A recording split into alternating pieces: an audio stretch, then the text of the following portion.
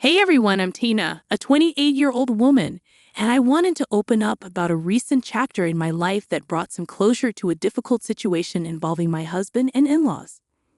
This all unfolded a few months ago, and the chaos has only recently settled.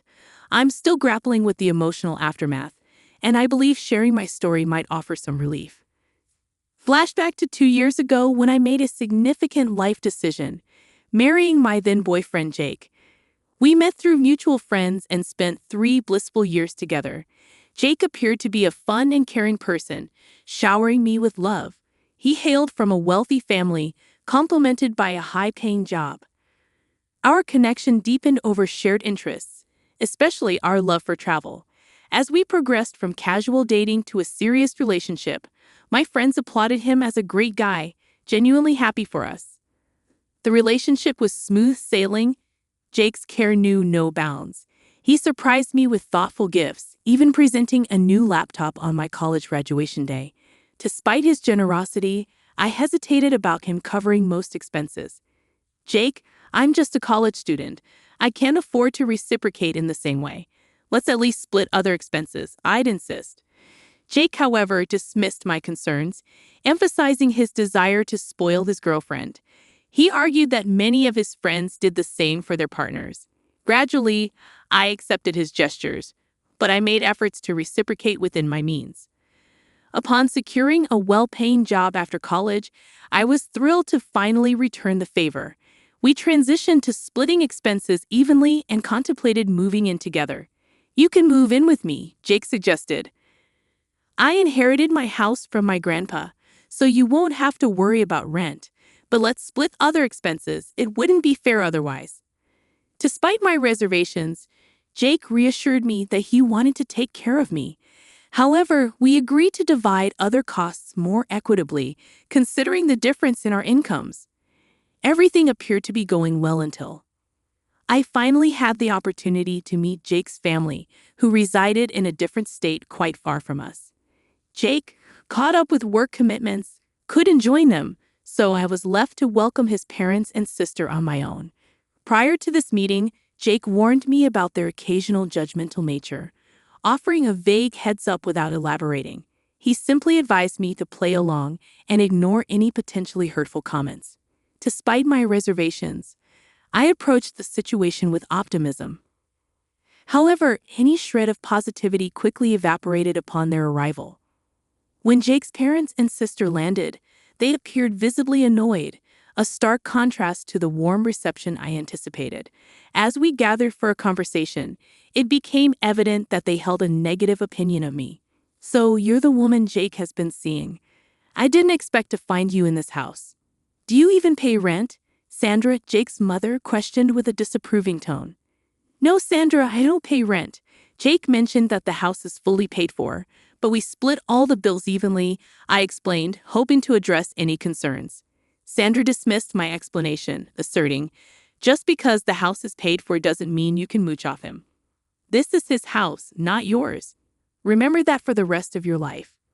The conversation took an uncomfortable turn, especially with Jake's sister, Cassie, who seemed more interested in glaring at me than engaging in dialogue.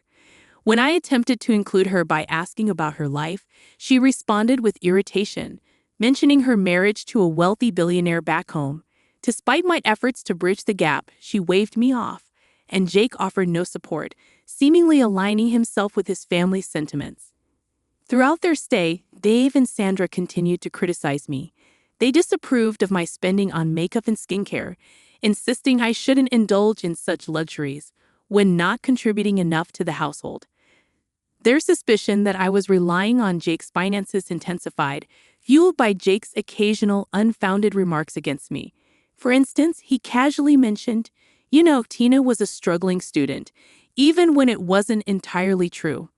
When we first met, I found myself covering all the expenses, given that Tina had just started a job that didn't quite support her apparent taste for luxury. Confused by Jake's unexpected comments, I reminded him that we split our bills, emphasizing that I lived a simple life before and during our relationship. I clarified that any luxury items I owned were gifts from him, and I even used to scold him for overspending. However, Jake insisted that his status demanded extravagant gifts, and now I see it was more about him boasting to his friends. Their visit left a bitter taste, prompting me to question Jake about the whole ordeal. Unfortunately, he shrugged it off, downplaying the situation. "You're overthinking, Tina. Don't take it to heart. They meant well. What they said was disrespectful. Relax, you're overreacting," he dismissed. Despite my reservations, 6 months later, Jake proposed, and I happily accepted. We planned an engagement party, which we split evenly, balancing my small business on the side. Jake knew about its growth, but never inquired about the income. To me, it was a fulfilling hobby rather than a significant moneymaker. Deciding it was time to treat myself a bit, I opted for a grand engagement party, and Jake supported the idea. We divided the expenses equally, and I even covered the plane tickets for my extended family to attend. However, on the day of the party, criticism resurfaced.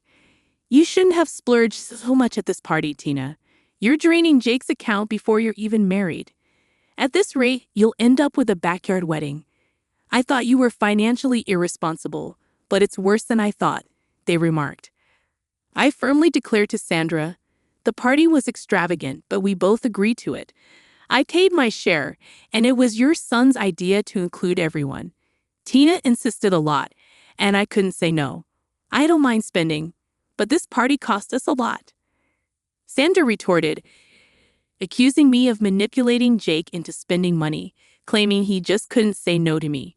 Cassie joined in, asserting that she knew the kind of person I was and that I should have fought better.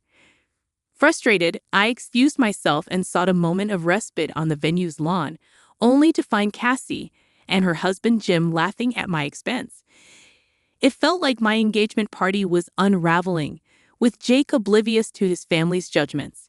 Most of his extended family assumed I was jobless, painting me as a dependent fiancé. My mom, perceptive and protective, noticed my distress and approached. Aware of how hard managing finances could be as a single parent, she urged me to reconsider the engagement, pointing out the ongoing mean comments from Jake's family. After the party, I confronted Jake about the situation. He dismissed it as a joke, expressing his love and stating he didn't care about financial matters. However, I reiterated my desire to contribute, especially towards rent, but he brushed off the suggestion. Wedding planning brought more stress, with Jake's parents criticizing my choices and accusing me of bankrupting their son. I defended myself, stating that we were all contributing to the wedding, including my mom. Sandra's response was harsh, accusing me of robbing her son and insinuating that they expected us to empty the bank account for the wedding as well. I calmly addressed Dave's concerns. "I'm not asking for money, Dave. I'm simply letting you know that we can pay for this wedding just fine." On the day of the wedding, Cassie continued her comments on my dress and makeup expenses, despite my clarification that my mom covered those costs. The ceremony proceeded smoothly, but during the reception, Sandra and Dave couldn't resist bringing up my spending habits and accusing me of bleeding their son dry. Despite their negativity, I chose to keep quiet to prevent them from spoiling my special day. After a few months, Jake received a significant promotion at work, and he wanted to celebrate with a big family dinner. I was thrilled for him and decided to make the dinner extra special by offering to cover all the expenses. "I want this dinner to be extra special, Jake. I'm extremely proud of you, and I want to give you a treat. I've decided to pay for the dinner party completely," I enthusiastically told him. Jake was delighted by my gesture, and I explained that my business was doing well. I had a salary from my job, and I recently gained access to a trust fund from my paternal grandfather. I planned the entire event, ensuring everything was perfect for the celebration. However, when his family arrived, they were visibly displeased with the preparations. Despite positive feedback from others, it soon became evident that his family had issues with the celebration. During the speeches, Sandra stood up and loudly declared, "I thank everyone for gathering here to celebrate my son. He's incredibly hardworking and generous. He deserves this promotion completely." However, his luck just ended there. It's sad that out of all people, he was shackled down by a gold digger. I wish he had the foresight to see what his wife is. Then he wouldn't have to work so hard to fund her luxury life. It's now clear to everyone that his wife is a big spender. From the engagement party to this dinner, she pretty much emptied his accounts. Feeling the weight of the accusations and insults, I took a deep breath and responded, I feel sorry for my poor boy. I'm glad he had Tina sign the prenup before the wedding. At least some of his assets would be saved. Sandra continued, complaining about her wife's spending habits, expressing relief that she earned enough to keep a trophy wife. Jake joined in, agreeing that he couldn't spend money on himself because there was none left. He remarked that marrying Tina was a mistake, contrasting her with Jim's hypothetical reaction to a gold digger. In shock and frustration, I couldn't hold back any longer. Do you guys think I am a gold digger? I asked incredulously, to which Jake added, your lifestyle is quite damaging to my bank account. Feeling hurt and misunderstood, I decided to address the accusations head-on. Since I am such a gold digger to you, let me just show you my bank balance. I guess that will clear things up for you, I declared, revealing my financial standing to everyone. The response was disbelief and accusations. Did you steal my son's money? Sandra accused, while Jake questioned, she must have stolen from you. Frustrated, I clarified, I don't need to steal money from your son. This is all my blood and sweat. Also, I recently got access to my trust fund left to me by my grandfather. I was going to get a bigger house with it and surprise Jake, but I guess that won't be happening anymore. Despite my attempt to set the record straight, Jake suggested, we can still buy the house. It'll be a lovely gift. However, I stood firm, expressing my refusal to accept a gift after enduring insults from his family. This is not happening. Your family has been insulting me for too long, and you never once stood up for me. Instead, you made up these lies about how I'm using your money, I asserted, feeling the need to address the long-standing issue. Jake attempted to downplay the situation, claiming I was overreacting. However, I stood my ground, stating, no, I am not overreacting. All the people here know what your family has been calling me. They were here when you let them insult me during our engagement party. Feeling the weight of years of disrespect and humiliation, I finally decided I could no longer tolerate the toxic environment. I sternly told Jake, I want a divorce. He attempted to plead and explain, but my mom intervened, advising him to keep quiet. You never defended my girl all these years. It's time she ends this toxic relationship for good, she asserted. We left the party, leaving the shocked attendees whispering amongst themselves. Despite exposing Jake to his extended family, friends, and colleagues, I didn't care anymore. I was done with him. Mom and I went straight to the house, collected my belongings, and Jake kept blowing up my phone in an attempt to talk. I muted it and went to stay with my mother.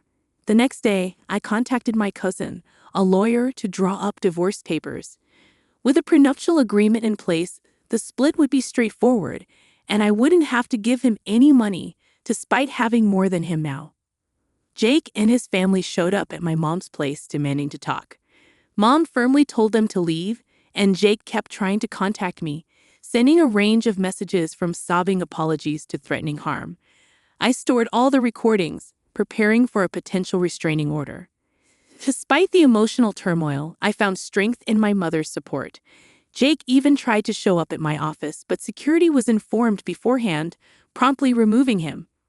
It was then I decided to quit my job. Though well-paying, my booming business meant I no longer needed it, and I wasn't interested in becoming a millionaire. I simply desired a peaceful life with dignity, so I submitted my notice that day and decided to move forward. A week after serving Jake with divorce papers at his workplace, he showed up at my former workplace, only to discover I had already quit. Colleagues informed me about his persistent attempts to send flowers and gifts to my mother's address. We returned the parcels, but the harassment continued, prompting me to contemplate relocation. With my mother's support, I found a perfect house in the next state, offering me a haven away from my ex. Currently awaiting finalization of paperwork, the judge granted a relatively smooth divorce due to the solid prenuptial agreement. During the 6 months of separation, I used the time to gather myself. Once the divorce was finalized, I promptly moved to my new home, changing my number to escape the relentless spam from Jake and his family. I heard Jake's life was in turmoil, blaming his parents for the marriage breakdown. Professionally, he faced a significant setback, with colleagues avoiding him and seniors displeased with the negative publicity in their close-knit community. His parents resorted to spreading rumors about infidelity, but fortunately, these falsehoods failed to gain traction. On the contrary, my life took a positive turn.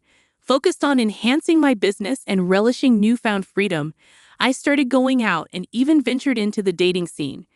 Jake's insecurities made me cautious about committing too quickly, but I remain hopeful that with time, I will heal and find someone who truly cherishes me.